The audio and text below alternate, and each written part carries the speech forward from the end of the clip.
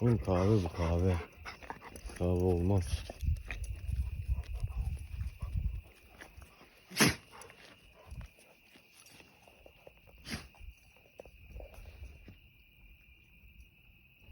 Cesur. Ölüyor. Kızım. Bak çakallar geliyor. Gidin onlara hadi. Püskürtün hadi. Hadi mekanı koruyun lan.